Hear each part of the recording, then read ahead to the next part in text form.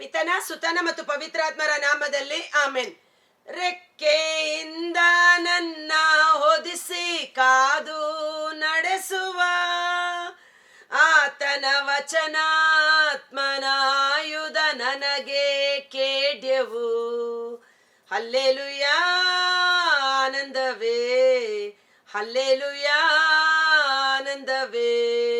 ಸ್ತುತಿಸುವೆ ಸ್ತುತಿಸುವೆ ಸ್ತುತಿಸುತ್ತಲೇ ಇರುವೆ.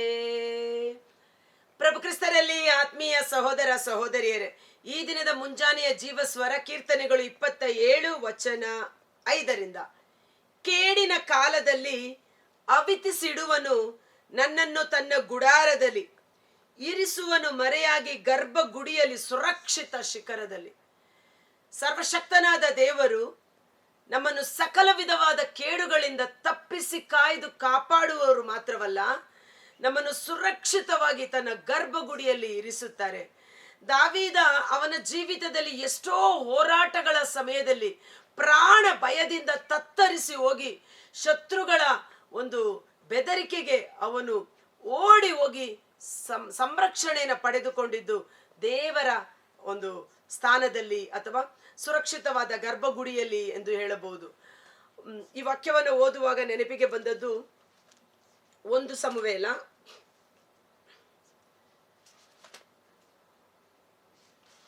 19ನೇ ಅಧ್ಯಾಯ. ಬಹಳ ಅದ್ಭುತಕರವಾಗಿದೆ. ಸರ್ವೇಶ್ವರನ ನಾಮ ಬಲವಾದ ಗೋಪುರ, ಅದರೊಳಗೆ ಓಡಿ ಹೋಗಿ ಸೇರಿಕೊಳ್ಳುವವರು ಸುರಕ್ಷಿತರು. ನಮಗೆ ಆಶ್ರಯ, ನಮ್ಮ ರಕ್ಷಣಾ ಕೋಟೆ ಸರ್ವೇಶ್ವರನ ನಾಮ ಪ್ರಭು ಯೇಸುವೆ ಆಗಿದ್ದಾರೆ. 1 ಸಮುವೇಲ 19ನೇ ಅಧ್ಯಾಯ ವಚನ 18. ಹೀಗೆ ದಾವೀದನು ಸೌಲನಿಂದಲೂ ತಪ್ಪಿಸಿಕೊಂಡು ರಾಮಾದಲ್ಲಿದ್ದ ಸಮುವೇಲನ ಬಳಿಗೆ ಹೋದನು.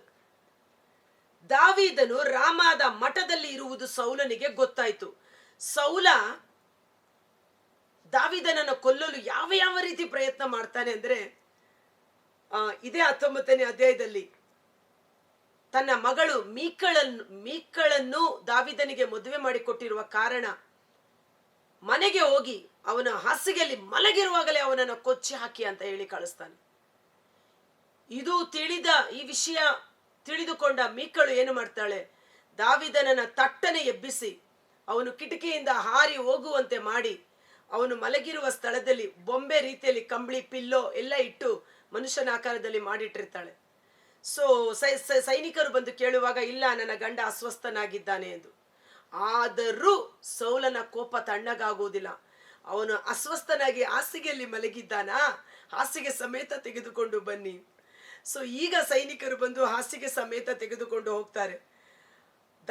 ಸೌಲ ಅವನನ್ನು ಕೊಲ್ಲಬೇಕೆನ್ನುವಾಗ ಅದು ಬರೀ ಪಿಲ್ಲೋ ಮತ್ತು ಕಂಬಳಿನ ಸುತ್ತಿ ಆ ರೀತಿ ಇಟ್ಟಿರೋದು. ತನಗೆ ಮೋಸ ಮಾಡಿದಳು ಮಗಳು, ನನಗೆ ವಂಚನೆಯಾಯಿತು ಎಂದು ಇನ್ನೂ ಕೋಪೋದ್ರಿಕ್ತನಾದ ಸೌಲ ದಾವೀದನನ್ನು ಕೊಲ್ಲುವುದಕ್ಕಾಗಿ ಸೈನಿಕರನ್ನ ಕಳಿಸ್ಕೊಡ್ತಾನೆ. ದಾವೀದ ಸ್ವಂತ ಮನೆಯಲ್ಲೂ ಇರಕ್ಕಾಗಲ್ಲ. ಅಂತ ಸಮಯದಲ್ಲಿ ಮನೆ ಬಿಟ್ಟು ಓಡಿ ಹೋಗಿ ತನ್ನನ್ನು ಅಭಿಷೇಕಿಸಿದ ದೇವರ ಪ್ರವಾದಿಯಾದ ಸಮುವೇಲ ಇದ್ದಂತ ಮಠ, ಅಂದ್ರೆ ದೇವರ ಗುರುಮಠ, ಅಲ್ಲಿ ಓಡಿ ಹೋಗಿ ಸೇರ್ಕೋತಾನೆ. ಕೂಡಲೇ ಅವನನ್ನು ಹಿಡಿದು ತರುವುದಕ್ಕಾಗಿ ಆಳುಗಳನ್ನು ಕಳುಹಿಸಿದನು. ಅವರು ಹೋಗಿ ಅಲ್ಲಿನ ಪ್ರವಾದಿ ಸಮೂಹ ಪರವಶವಾಗಿ ಮಾತಾಡುವುದನ್ನು, ಸಮುವೇಲನು ಅವರ ನಾಯಕನಾಗಿ ನಿಂತಿರುವುದನ್ನು ಕಂಡರು. ಆಗ ದೇವರ ಆತ್ಮ ಅವರ ಮೇಲೆಯೂ ಬಂದಿತು. ಅವರು ಪರವಶರಾಗಿ ಮಾತನಾಡತೊಡಗಿದರು. ಸೌಲನನ್ನು ದಾವೀದನನ್ನು ಕೊಲ್ಲಬೇಕೆಂದು ಹೋದವರು ಅಲ್ಲಿ ಸಮುವೇಲ ಮತ್ತು ದಾವೀದ ಭಕ್ತ ಸಮೂಹ ದೇವರನ್ನ ಸ್ತುತಿ ಮಾಡುವಾಗ ಆ ಆತ್ಮರ ಶಕ್ತಿ ಶತ್ರುಗಳ ಮೇಲೆ ಇಳಿದು ಬಂದು ಅವರು ಸಹ ಪ್ರವಾದನೆ ಮಾಡತೊಡಗುತ್ತಾರೆ. ಮತ್ತೆ ಇವನು ಇನ್ನೊಂದು ಗುಂಪನ್ನು ಕಳಿಸುತ್ತಾನೆ. ಇನ್ನೊಂದು ಗುಂಪು ಬಂದರೂ ಸಹ ಅದೇ ರೀತಿ ಪ್ರಾರ್ಥನೆ ಮಾಡುತ್ತೆ. ಕೊನೆಗೆ ಸೌಲನೇ, ನಾನೇ ಹೋಗಿ ಅವನನ್ನು ಕೊಲ್ಲುತ್ತೇನೆ ಎಂದು 23ನೇ ವಚನ 1 ಸಮುವೇಲ 19:23. ಅವನು ಅಲ್ಲಿಂದ ರಾಮಾದ ಮಠಕ್ಕೆ ಹೋಗುವಾಗ ದೇವರ ಆತ್ಮ ಅವನ ಮೇಲೆಯೂ ಇಳಿದು ಬಂದಿತ್ತು. ಅವನು ಆ ಊರನ್ನು ಮುಟ್ಟುವವರೆಗೆ ಪರವಶನಾಗಿ ಮಾತನಾಡುತ್ತಾ ಹೋದನು.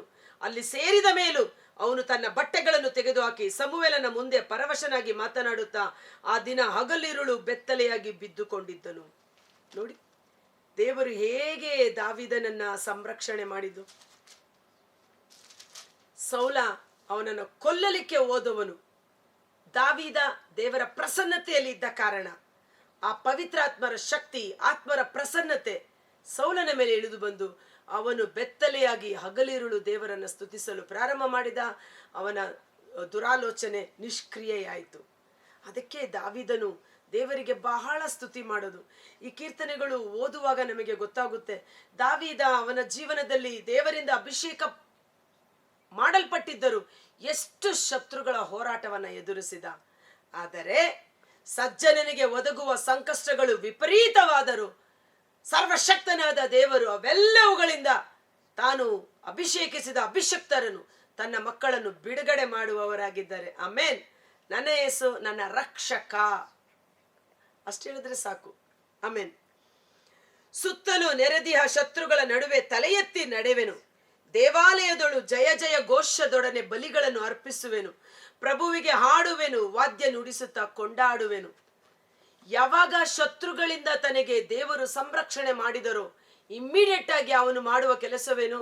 ದೇವರ ಆಲಯಕ್ಕೆ ಹೋಗುವುದು, ವಾದ್ಯಗಳು ಕಿನ್ನರಿಗಳನ್ನ ಬಾರಿಸುತ್ತಾ ದೇವರಿಗೆ ಜಯ ಜಯ ಘೋಷ ಮಾಡುತ್ತಾ ದೇವರಿಗೆ ಕೃತಜ್ಞತಾ ಸ್ತುತಿ ಸ್ತೋತ್ರವನ್ನು ಸಲ್ಲಿಸುವುದು ದಾವೀದನ ವಾಡಿಕೆ ಅಥವಾ ಅಭ್ಯಾಸವಾಗಿತ್ತು, ರೂಢಿಯಾಗಿತ್ತು. ದೇವರಿಗೆ ಕೃತಜ್ಞತೆಯನ್ನು ಸಲ್ಲಿಸುವುದು ಅವನೆಂದಿಗೂ ಮರೆಯುತ್ತಿರಲಿಲ್ಲ. ಇವತ್ತು ನಾವು ಸಹ ನಮಗೆ ಏನು ಸಿಗಲಿಲ್ಲ ಅನ್ನುವುದಕ್ಕಿಂತ ಏನೆಲ್ಲ ದೇವರಿಂದ ನಾವು ಪಡೆದುಕೊಂಡಿದ್ದೇವೆ ಅದಕ್ಕೆ ಮೊದಲು ದೇವರಿಗೆ ಕೃತಜ್ಞತೆಯನ್ನು ಸಲ್ಲಿಸೋಣ. ಬೆಳಿಗ್ಗೆ ಎದ್ದು ದೇವರಿಗೆ ಕೃತಜ್ಞತೆ ಸಲ್ಲಿಸೋಣ. ಹೊಸ ಉಸಿರು, ಹೊಸ ಜೀವ, ಹೊಸ ಆಯುಷ್ಯ. ಆ ದಿನ ಕೆಲಸ ಕಾರ್ಯಗಳನ್ನು ಆಶೀರ್ವಾದ ಮಾಡಿದ್ದಕ್ಕಾಗಿ ದೇವರಿಗೆ ಸ್ತೋತ್ರ. ನಮ್ಮ ಪ್ರಯಾಣವನ್ನು, ಹೋಗೋಣವನ್ನು, ಬರೋಣವನ್ನು ಸಂರಕ್ಷಣೆ ಮಾಡಿದ್ದಕ್ಕಾಗಿ ಸ್ತೋತ್ರ. ನಮ್ಮ ಅನ್ನಪಾನಗಳನ್ನು ಆಶೀರ್ವಾದ ಮಾಡಿದ್ದಕ್ಕಾಗಿ ಸ್ತೋತ್ರ. ನಮ್ಮ ಮಕ್ಕಳನ್ನು ಕಾಯ್ದು ಕಾಪಾಡುವುದಕ್ಕಾಗಿ ಸ್ತೋತ್ರ. ಸಮಯ ಸಿಗುವಾಗಲೆಲ್ಲ ದೇವರಿಗೆ ಕೃತಜ್ಞತಾ ಸ್ತೋತ್ರವನ್ನ ಸಲ್ಲಿಸೋಣ.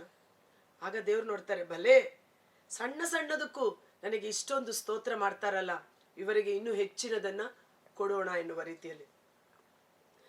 ಪ್ರಭು ನಿನಗೆ ಮೊರೆ ಇಡುವೆನು, ಕರುಣಿಸು ನನಗೆ ಸದುತ್ತರವನು. ಅರಸನ್ನ ಮುಖ ದರ್ಶನವನು ಎಂದೆ ನೀನು, ಅರಸುವನು ಅದನ್ನೇ ಎಂದು ಮರು ನುಡಿದೆ ನಾನು. ಏನ್ ಮಾಡ್ಬೇಕು? ದೇವರನ್ನ ಅರಸಿರಿ, ಆತನನ್ನು ಹುಡುಕಿರಿ, ಮುಂಜಾನೆಯಲ್ಲೇ ಆತನ ಪ್ರಸನ್ನತೆಗೆ ಬನ್ನಿರಿ. ಅರಸು ನನ್ನ ಮುಖ ದರ್ಶನವನ್ನು. ನೀನು ನನ್ನನ್ನು ಹುಡುಕು ಎಂದು ಹೇಳಿದೆಯಲ್ಲ ದೇವ, ಅದಕ್ಕೆ ಈಗೋ ನಿನ್ನನ್ನೇ ಹುಡುಕಿಕೊಂಡು ಬಂದೆ. ಇದನ್ನೇ ಪ್ರಭು ಯೇಸು ಹೇಳಿದರು ಮತ್ತಾಯ 6:33. ನೀವಾದರೋ ಮೊದಲು ದೇವರ ರಾಜ್ಯಕ್ಕಾಗಿ, ಅವರ ನೀತಿಗಾಗಿ ತವಕ ಪಡಿರಿ. ಅವರ ರಾಜ್ಯಕ್ಕಾಗಿ, ಅವರ ಸತ್ಸಂಬಂಧಕ್ಕಾಗಿ ತವಕ ಪಡಿರಿ, ಉಳಿದುದೆಲ್ಲವೂ ನಿಮಗೆ ಸೇರಿಸಿ ಕೂಡಿಸಿ ಕೊಡಲಾಗುವುದು. ಇವತ್ತು ನಾವು ದೇವರನ್ನು, ದೇವರ ರಾಜ್ಯವನ್ನು ಬಿಟ್ಟು ನಮ್ಮದೇ ಆದ ಚಿಂತೆ ಪೇಚಾಟಗಳಲ್ಲಿ ಸೈತಾನ ನಮ್ಮನ್ನು ಮುಳುಗಿಸುವಂತೆ ಮಾಡಿಬಿಡುತ್ತಾನೆ. ರಾಕನ ಗ್ರಂಥ 24ನೇ ಅಧ್ಯಾಯ ವಚನ 24. ಎಡೆ ಬಿಡದೆ ಸರ್ವೇಶ್ವರನಿಂದ ಶಕ್ತಿ ಒಂದು ಹಿಡಿದುಕೋ, ಶಕ್ತಿ ನೀಡಲೆಂದು ಆತನನ್ನು. ಸರ್ವಶಕ್ತ ಸರ್ವೇಶ್ವರನೊಬ್ಬನೇ ದೇವರು, ಆತನ ಹೊರತು ಬೇರೆ ಇಲ್ಲ ಉದ್ಧಾರಕನು. ಸರ್ವಶಕ್ತ ಸರ್ವೇಶ್ವರನು ಒಬ್ಬನೇ ದೇವನು, ಆತನನ್ನು ಗಟ್ಟಿಯಾಗಿ ನೀನು ಹಿಡಿದುಕೋ. ಅದಕ್ಕೆ ಆತನಿಂದ ಶಕ್ತಿಯನ್ನು ಪಡೆದುಕೋ. ಅರಸನ್ನ ಮುಖ ದರ್ಶನವನ್ನು ಎಂದೇ ನೀನು, ನಿನ್ನ ಮುಖ ದರ್ಶನವನ್ನೇ ಅರಸುವೆನು ಎಂದು ಮರು ನುಡಿದೆ ನಾನು. ವಿಮುಖನಾಗಬೇಡ ಪ್ರಭು, ಕೋಪದಿಂದೆನ್ನ ತಳ್ಳಬೇಡಯ್ಯ. ರಕ್ಷಕ ದೇವ, ಎನಗೆ ಸಹಾಯಕ ದಾಸನ ನೀನು ಕೈ ಬಿಡಬೇಡಯ್ಯ. ದೇವರು ತನ್ನ ಮಕ್ಕಳನ್ನ ಕೇಡಿನ ಸಮಯದಲ್ಲಿ ಹೇಗೆ ಸುರಕ್ಷಿತವಾಗಿ ಕಾಯ್ದು ಕಾಪಾಡುತ್ತಾರೆ ಎಂಬುದಕ್ಕೆ ಮತ್ತೊಂದು ಉದಾಹರಣೆ 1 ಅರಸು 18ನೇ ಅಧ್ಯಾಯ ವಚನ 4. ಇಸಬೆಲಳು ಸರ್ವೇಶ್ವರನ ಪ್ರವಾದಿಗಳನ್ನು ಸಂಹರಿಸುತ್ತಿದ್ದಾಗ ಈ ಓಬದ್ಯನು ಸರ್ವೇಶ್ವರನಲ್ಲಿ ಬಹು ಭಯಭಕ್ತಿ ಉಳ್ಳವನಾಗಿ 100 ಮಂದಿ ಪ್ರವಾದಿಗಳನ್ನು ಕರೆದುಕೊಂಡು ಹೋಗಿ ಅವರನ್ನು 50 ಮಂದಿಯಾಗಿ ಗವಿಗಳಲ್ಲಿ ಅಡಗಿಸಿಟ್ಟು ಅವರಿಗೆ ಅನ್ನಪಾನಗಳನ್ನು ಕೊಟ್ಟು ಸಾಕುತ್ತಿದ್ದನು. ಕೇಡಿನ ಸಮಯದಲ್ಲಿ ಭಯಪಡಬೇಡಿ, ಬರಗಾಲದಲ್ಲಿಯೂ ನೀವು ನಿಶ್ಚಿಂತರಾಗಿರಿ. ಇಸಬೆಲ್ ರಾಣಿ ಸರ್ವೇಶ್ವರನ ಎಲ್ಲ ಪ್ರವಾದಿಗಳನ್ನು ಕೊಂದು ಹಾಕುತ್ತೇನೆ ಎಂದು ಎಲ್ಲರನ್ನ ಕೊಲ್ಲುವ ಸಮಯದಲ್ಲಿ ಎಲಿಯ ಸಹ ಭಯಪಟ್ಟು ಅಡವಿಗೆ ಓಡಿ ಹೋಗಿದ್ದಾನೆ. ಇಂಥ ಸಮಯದಲ್ಲಿ ಅರಸನ ಅರಮನೆಯಲ್ಲಿ ಅರಸನಿಗೆ ಬಲಗೈಯಾಗಿ ಸೇವೆ ಮಾಡುತ್ತಿದ್ದ ಓಬದ್ಯ ಎಂಬುವನು ದೇವರಲ್ಲಿ ಭಯಭಕ್ತಿ ಉಳ್ಳವನಾಗಿದ್ದ ಕಾರಣ 100 ಮಂದಿ ಪ್ರವಾದಿಗಳನ್ನ 50 ಮಂದಿಯಾಗಿ ಗವಿಗಳಲ್ಲಿಟ್ಟು ಅವರಿಗೆ ಅನ್ನಪಾನಗಳನ್ನು ಕೊಟ್ಟು ಅವರನ್ನು ಸಂರಕ್ಷಿಸಿ ಕಾಯ್ದು ಕಾಪಾಡಿದ. ಅರಸನಿಗೆ ಗೊತ್ತಾದರೆ ಅವನನ್ನು ಸಾಯಿಸುತ್ತಿದ್ದರು. ಆದರೆ ಅರಸನ ಆಜ್ಞೆಗಿಂತಲೂ ದೈವ ಭಯಭಕ್ತಿ ಉಳ್ಳವನಾಗಿ ಒಬೇದ್ಯ ಪ್ರವಾದಿಗಳನ್ನ ಕಾಯ್ದು ಕಾಪಾಡಿದ. ಅದಕ್ಕೆ ಆ ಒಬೇದ್ಯನ ಸಂತತಿ ಸಂತಾನ ದೇವರಿಂದ ಆಶೀರ್ವದಿಸಲ್ಪಟ್ಟಿತು. ಕರ್ತನಾದ ಯೇಸುವೇ, ಮುಂಜಾನೆ ಜೀವಸ್ವರವನ್ನು ಆಲಿಸುತ್ತಿರುವ ಪ್ರತಿಯೊಬ್ಬ ಸಹೋದರ ಸಹೋದರಿ ಅವರ ಕುಟುಂಬಗಳನ್ನು ನಿಮ್ಮ ಕರಗಳಿಗೆ ಸಮರ್ಪಿಸುತ್ತೇನೆ. ಕೇಡಿನ ಸಮಯದಲ್ಲಿ ದೇವರು ನಮ್ಮನ್ನು ಸುರಕ್ಷಿತವಾಗಿ ಅವಿತಿಸಿಡುವರು. ಹದ್ದು ತನ್ನ ಮರಿಗಳನ್ನ ರೆಕ್ಕೆ ಅಡಿಯಲ್ಲಿಟ್ಟು ಕಾಯ್ದು ಕಾಪಾಡುವಂತೆ ನಾನು ನಿಮ್ಮನ್ನು ಸುರಕ್ಷಿತವಾಗಿ ಕಾಯ್ದು ಕಾಪಾಡುವೆನೆಂದು ವಾಗ್ದಾನ ಮಾಡಿರುವ ದೇವರು ಅವರ ಬಲಾಢ್ಯವಾದ ಗಾಯಗೊಂಡ ಕರಗಳಿಗೆ ಈ ನನ್ನ ಜೀವಸ್ವರದ ಎಲ್ಲ ಪ್ರೀತಿಯ ಕುಟುಂಬಗಳನ್ನು, ಸಹೋದರ ಸಹೋದರಿಗಳನ್ನು ಸಮರ್ಪಣೆ ಮಾಡುತ್ತೇನೆ. ನನ್ನ ಕೈಯಿಂದ ನಿಮ್ಮನ್ನು ಯಾರು ಕಿತ್ತುಕೊಳ್ಳಲಾರರು. ನಾನು ಅವುಗಳಿಗೆ ನಿತ್ಯ ಜೀವವನ್ನು ಕೊಡುತ್ತೇನೆ ಎಂದು ವಾಗ್ದಾನ ಮಾಡಿದ ಪ್ರಭು ದೇವರ ಶಕ್ತಿ ಪ್ರತಿಯೊಬ್ಬರಲ್ಲಿ ಅಭಿಷೇಕವಾಗಿ ಸುರಿಸಲ್ಪಡಲಿ. ದೇವರಲ್ಲಿ ವಿಶ್ವಾಸವಿಟ್ಟವರು ಬರಗಾಲದಲ್ಲೂ ನಿಶ್ಚಿಂತೆಯಾಗಿರುವರು. ಎಲೆ ಬಾಡದ ಪಸುರಿರುವ ಮರದಂತೆ ಅವರು ಕಂಗೊಳಿಸುವರು. ಇಂದು ಪ್ರಭು ಯೇಸುವಿನಲ್ಲಿ ವಿಶ್ವಾಸವಿಟ್ಟಿರುವ ನಮಗೆ ಯಾವ ಕೊರತೆ ಇಲ್ಲ, ಯಾವ ಭಯವೂ ಇಲ್ಲ. ಯೇಸು ಹೇಳಿದರು ಶಿಷ್ಯರಿಗೆ, ದೇವರ ಅನುಮತಿ ಇಲ್ಲದೆ ನಿಮ್ಮ ತಲೆಯ ಒಂದು ಕೂದಲು ಸಹ ನೆಲಕ್ಕೆ ಬೀಳುವುದಿಲ್ಲ. ನಮ್ಮ ಬಗ್ಗೆ ಚಿಂತಿಸುವ ದೇವರು, ನಮಗೆ ಒಳಿತನ್ನೇ ಮಾಡುವ ರಕ್ಷಕರು ನಮ್ಮೊಂದಿಗಿದ್ದಾರೆ. ಆದ್ದರಿಂದ ಧೈರ್ಯದಿಂದಿರೋಣ. ದಾವೀದನು ಹೇಗೆ ದೇವರಿಗೆ ಕೃತಜ್ಞತಾ ಸ್ತುತಿ ಸ್ತೋತ್ರ ಸಲ್ಲಿಸಿದನು, ದೇವರು ನಮ್ಮ ಜೀವನದಲ್ಲಿ ಮಾಡಿದ ಎಲ್ಲ ಉಪಕಾರಗಳಿಗಾಗಿ ಈ ಸಮಯದಲ್ಲಿ ಒಟ್ಟಾಗಿ ಸೇರಿ, ಯೇಸುವೆ, ನಮ್ಮ ಜೀವನದಲ್ಲಿ ನೀವು ಮಾಡಿದ ಎಲ್ಲ ಮಹೋಪಕಾರಗಳಿಗಾಗಿ ನಿಮಗೆ ಕೃತಜ್ಞತಾ ಸ್ತುತಿ ಸ್ತೋತ್ರದ ಯಜ್ಞ ಬಲಿಯನ್ನು ಸಮರ್ಪಿಸುತ್ತೇವೆ. ಎಲ್ಲಾ ಸಮಯ ಸಂದರ್ಭಗಳಲ್ಲಿ ಪ್ರಭು ಯೇಸು ಕ್ರಿಸ್ತರಿಗೆ ಸಕಲ ಘನ ಮಾನ ಗೌರವ ಮಹಿಮೆ ಆರಾಧನೆ ಪ್ರಭು ಯೇಸುವಿಗೆ ಮಾತ್ರ ಸಲ್ಲಲಿ. ಆಮೇನ್.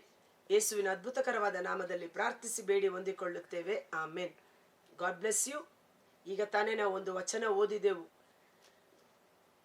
ಸರ್ವೇಶ್ವರನನ್ನು ಹಿಡಿದುಕೋ, ಆತನನ್ನು ಬಿಡಬೇಡ, ಆತನಿಂದ ಶಕ್ತಿಯನ್ನು ಹೊಂದುಕೋ. ಆತನೊಬ್ಬನೇ ದೇವರು, ಆತನೇ ನಮ್ಮ ರಕ್ಷಕ.